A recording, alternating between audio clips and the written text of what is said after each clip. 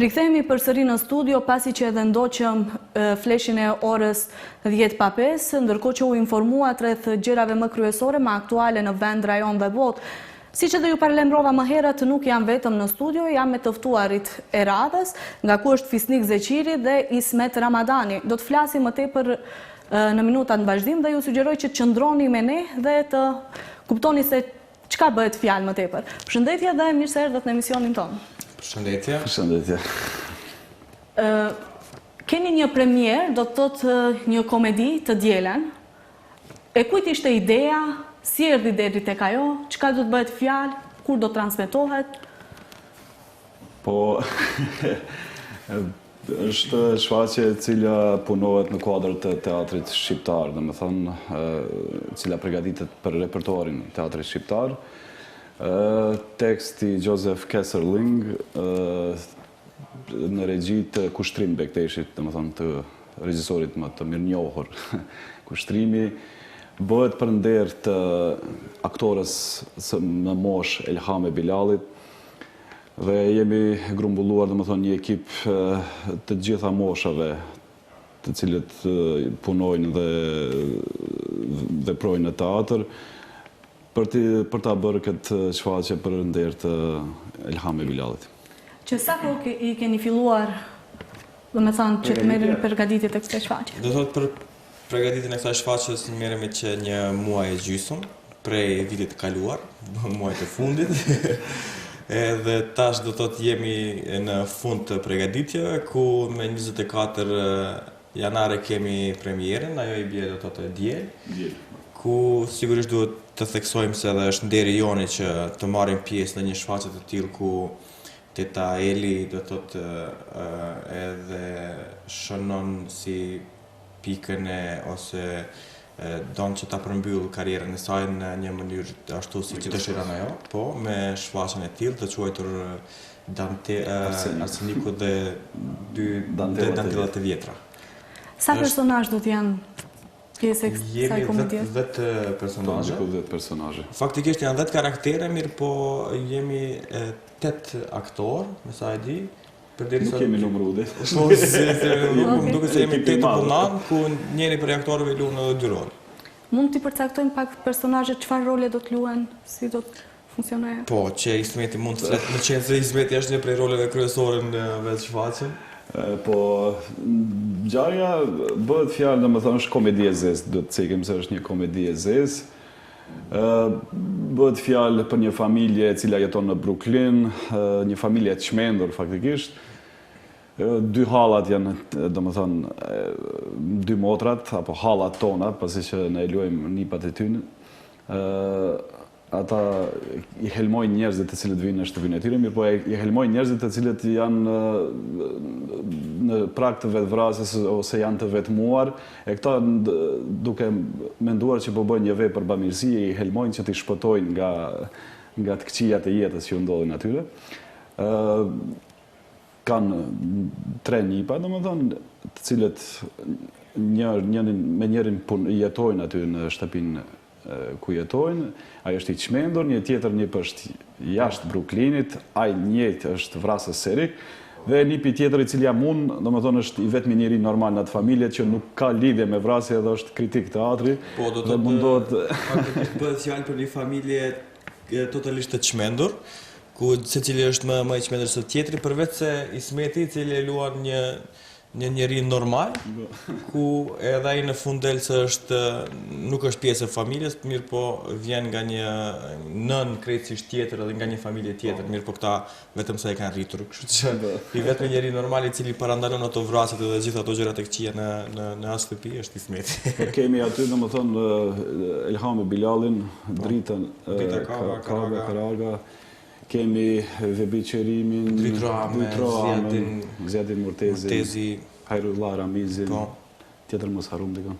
Tjetër edhe nëse harrojmë, besojmë që do na falin. Melinda Saidi. Melinda Saidi. Në këtë rast, Fisnik, ti je nga të çmendurit, apo jo? Unë jam doktori. Goxha i çmendur.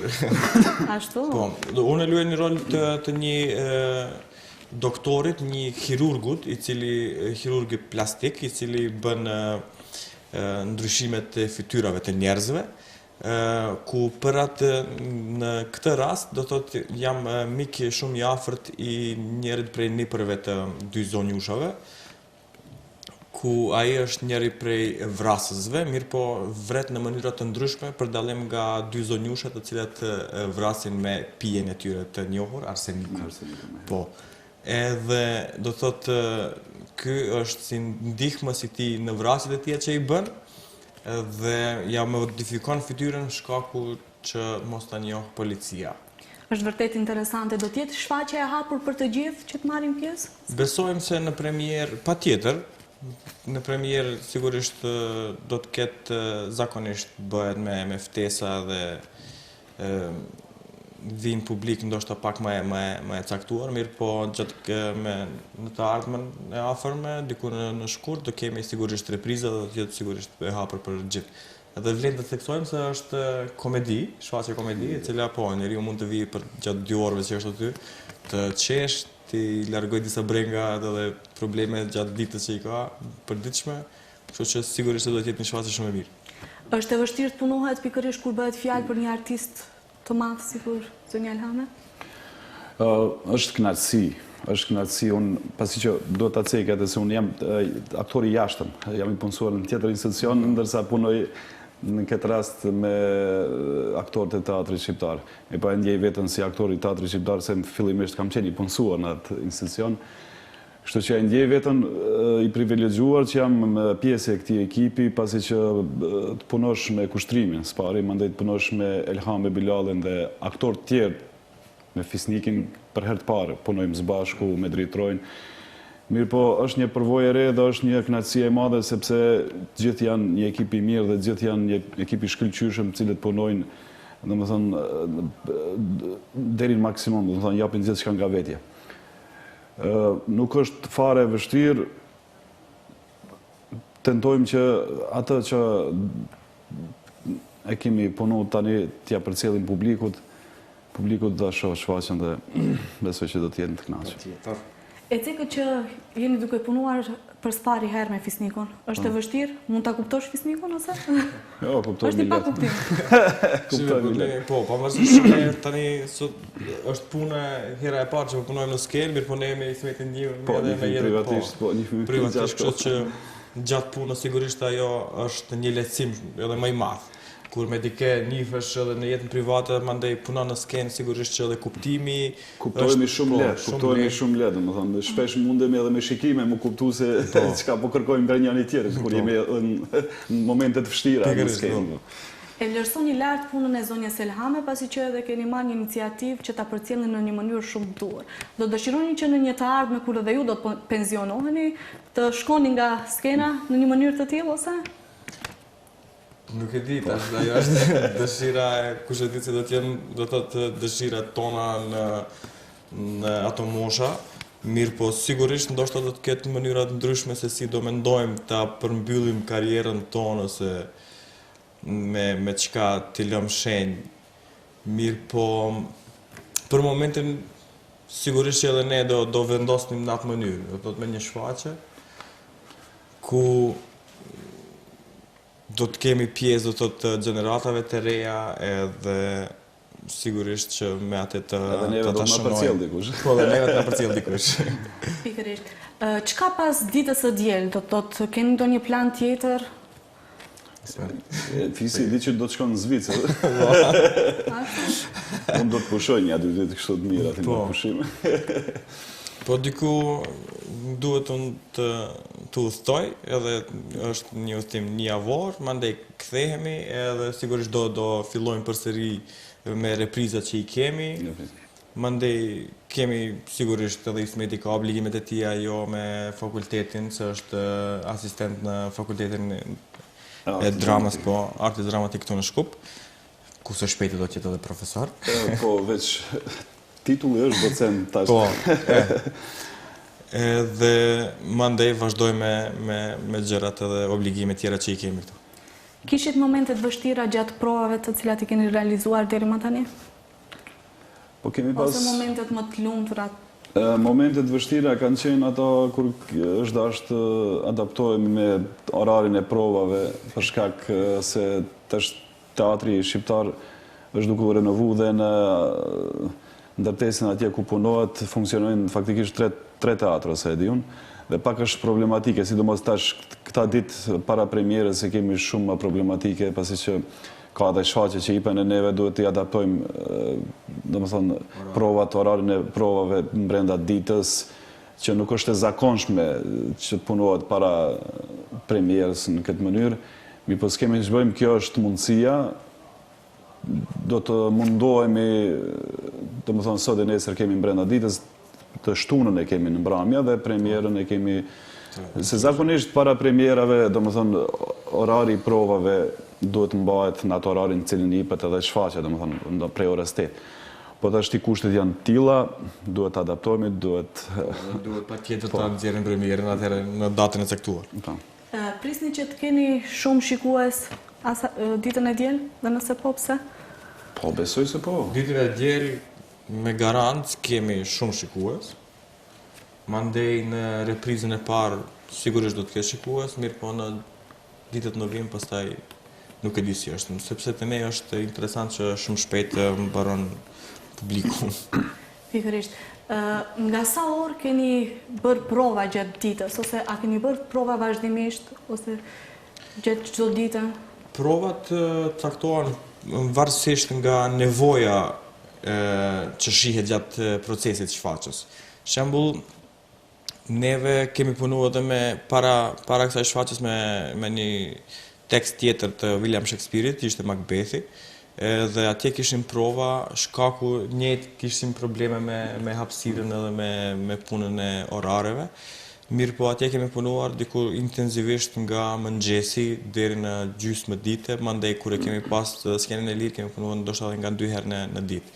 Ku e njëjta tani po ndodh, vetëm se atje kemi qenë 4 muaj, disa tash jemi 1 muaj e gjysmë në prova, me qenë se edhe teksti është pak më i lehtë dhe s'ka nevojë për zbërthim tekstit edhe zbërthim të thellë tekstit, ku do të thotë tani njëjtë na ndodh që mbajmë kanë 2 herë në ditë. Do thotë kemi prej 10 deri diku në 2-3, mandej kemi prej në 7 deri në 10. Na ka ndodhur ka 6 orë 7 brenda ditës me punu, domethënë ndoshta edhe më shumë. Prandaj edhe teatri normal dallon nga puna tjera ku nuk ka orar, pavarësisht ndoshta edhe festa edhe ditë vikende edhe shumë gjëra tjera, do thotë kur punohet. Shkaku që të mbahet kontinuiteti. Mandej kjo shfaqja jonë është një shfaqje, domethënë një tekst i gjatë që është dashur të inskenohet.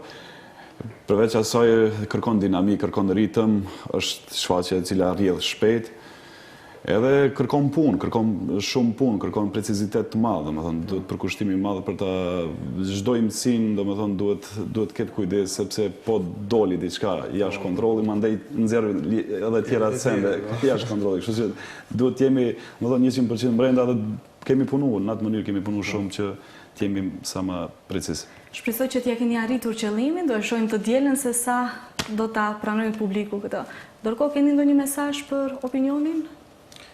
Mesazh për opinionin, me qenë se ne jemi aktor, miremi me aktrim, kush është në fakultet si profesor, kush si aktor në teatr, normal që mesazhi do të ishte që të vedisohen më tepër, të dinë vlerën edhe rëndësinë e teatrit, edhe të dinë vlerën e kulturës në fakt në përgjithësi, edhe sigurisht për që të arrit kjo, është mirë që të ndonjëherë të vizitohet teatri, të shifet natyra e punës, të shifet shfaqja, se nga ajo do thotë mund të nxjerr konkluza ose mënyra ose së paku do të filloj të shohësh gjërat nga një perspektivë tjetër. Mirë, të fisit të vedisohemi, të vinë në teatr njerëzit, se na shpesh në teatr i themi disa sendet që në jetën private, ndoshta jetën e përditshme njerëzit s'mund t'i thonë. Kështu që Kjo le të jetë një nga porositë. Okej, ne do t'ju ndjekim të dielën dhe do t'ju ofrojmë shikuesve disa nga pamjet të cilat do të mund t'i inqizojnë. Faleminderit, keni ftesë kështu të hapur, kështu që ju presim. Faleminderit që ishit pjesë e emisionit tonë. Unë shpresoj që do t'jeni përsëri ndonjë ditë tjetër, kur dhe do të kemi ndonjë risi tjetër nga ana juaj. Patjetër. Sigurisht. Okej, ne shkëputemi për pak dhe rikthehemi përsëri në studio.